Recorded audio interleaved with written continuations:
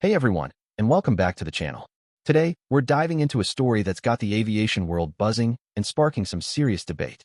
Are we witnessing the erasure of history? That's the question on everyone's minds as the Air Force begins removing online content about its pioneering female pilots. I know it sounds crazy, right?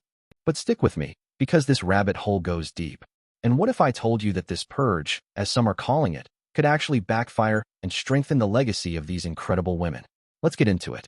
We're hearing reports that some Air Force web pages dedicated to the Women's Air Force Service Pilots, or WASPs, from World War II, and even more recent trailblazers like Major General Jeannie Leavitt, the Air Force's first female fighter pilot, have vanished from the internet.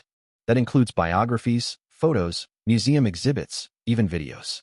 It's like they're trying to rewrite history.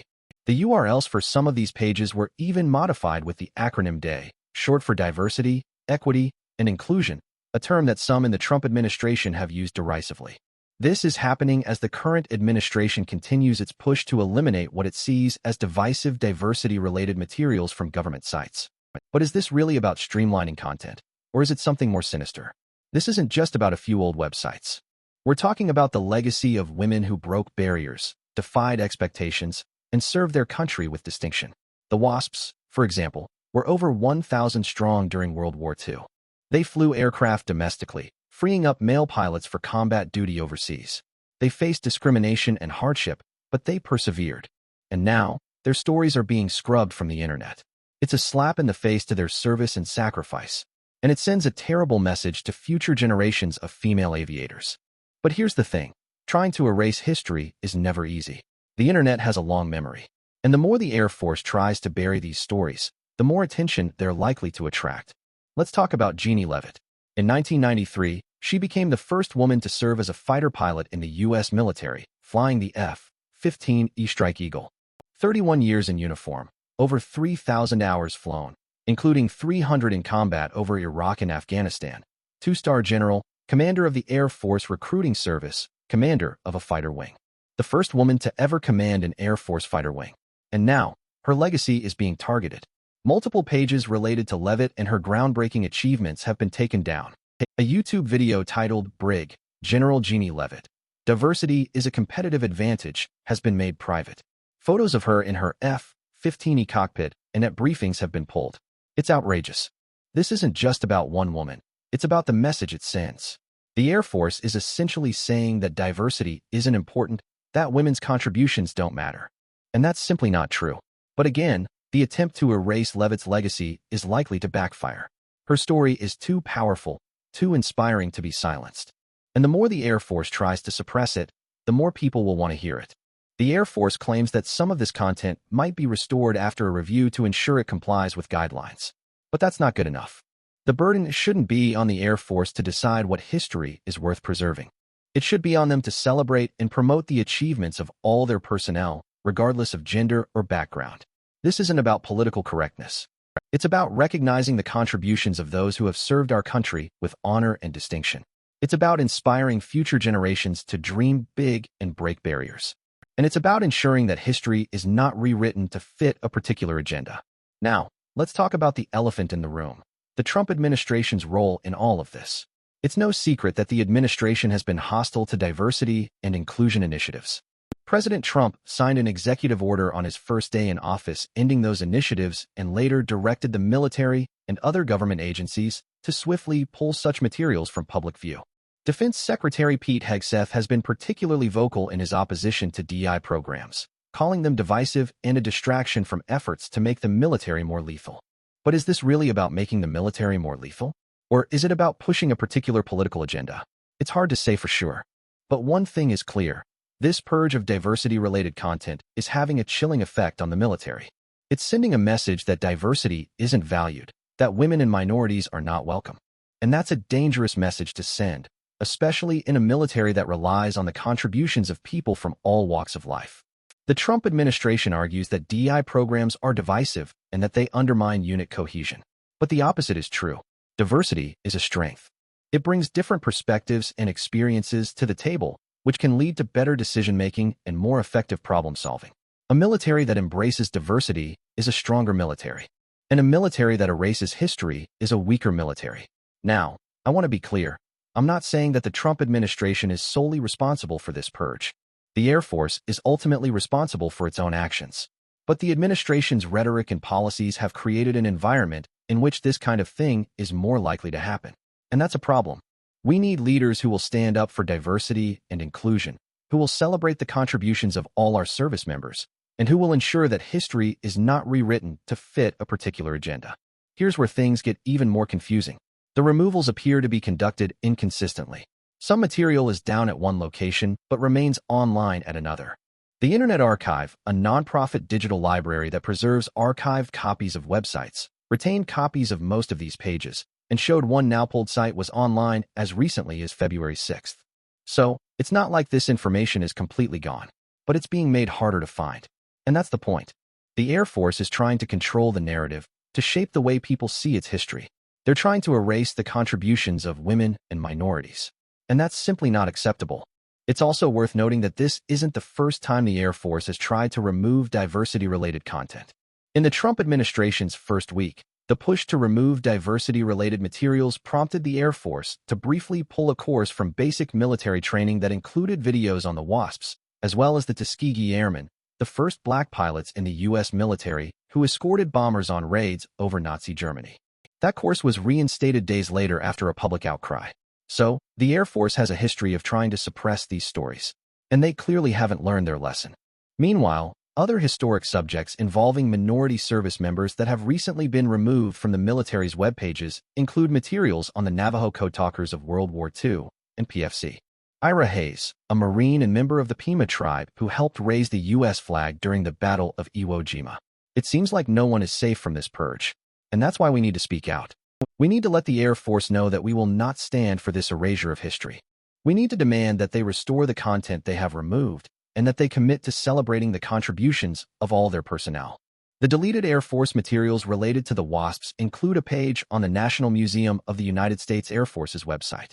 That page included a gallery of photos of a museum exhibit on the pilots, including images of the Congressional Gold Medal that then President Barack Obama presented to the WASPs in 2009. Think about that. The WASPs were awarded the Congressional Gold Medal, the highest civilian honor Congress can bestow, for their service during World War II. And now, the Air Force is trying to erase their story from its website. It's a disgrace. The Air Force also pulled offline a 2022 release from Dyess Air Force Base in Texas about a Dyess Women's Summit celebration saluting the service's all-women aircrews and marked the 80th anniversary of the WASPs. Local elementary school students and ROTC cadets also attended that event.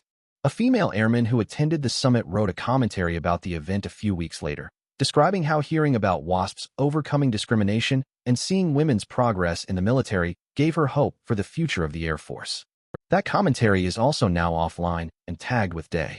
So, the Air Force is not only erasing history, they're also silencing the voices of current service members who are inspired by the legacy of the WASPs. And that's a tragedy. It's a tragedy for the Air Force, it's a tragedy for the military, and it's a tragedy for the country.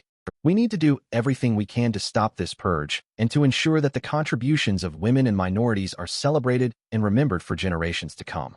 This isn't just about the Air Force. It's about the values that we stand for as a nation. It's about whether we believe in equality, diversity, and inclusion. And it's about whether we're willing to fight for those values, even when it's difficult. This isn't an isolated incident. The AP reports that references to a World War II Medal of Honor recipient, the Enola Gay aircraft that dropped an atomic bomb on Japan, and the first women to pass Marine infantry training are among the tens of thousands of photos and online posts marked for deletion as the Defense Department works to purge diversity, equity, and inclusion content, according to a database obtained by the Associated Press. The database includes more than 26,000 images that have been flagged for removal across every military branch. But the eventual total could be much higher. In some cases, photos seem to be flagged for removal simply because their file included the word gay, including service members with that last name and an image of the B-29 aircraft Enola Gay, which dropped the first atomic bomb on Hiroshima, Japan, during World War II. Several photos of an Army Corps of Engineers dredging project in California were marked for deletion, apparently because a local engineer in the photo had the last name Gay. And a photo of Army Corps biologists was on the list, seemingly because it mentioned they were recording data about fish, including their weight, size, hatchery, and gender. It's absurd. It's like they're throwing out the baby with the bathwater.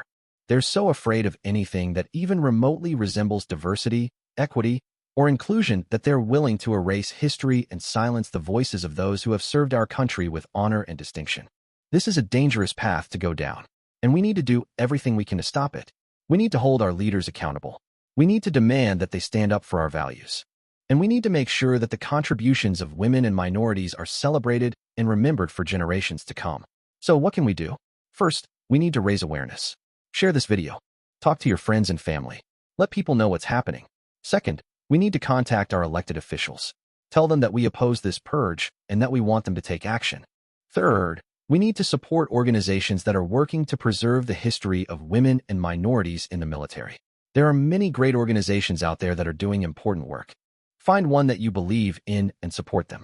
Finally, we need to never forget the contributions of those who have served our country with honor and distinction, regardless of their gender, race, or background. Their stories deserve to be told. Their sacrifices deserve to be remembered, and their legacy deserves to be celebrated. So what do you think? Is this a necessary review or a damaging erasure of history? Let me know your thoughts in the comments below. And if you like this video, be sure to give it a thumbs up and subscribe to the channel for more in-depth analysis of the latest news and trends. Don't forget to hit that notification bell so you never miss an update. Thanks for watching, and I'll see you in the next video. But before you go, let's talk about solutions.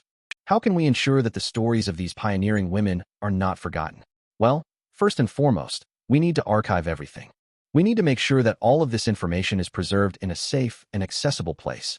The Internet Archive is a great resource, but we also need to create our own archives.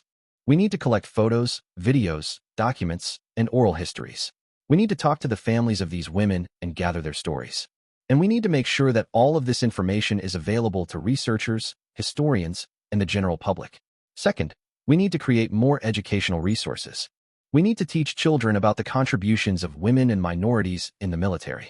We need to incorporate their stories into our history books and our museum exhibits. We need to make sure that future generations know about the sacrifices that these women made for our country. Third, we need to support organizations that are working to promote diversity and inclusion in the military.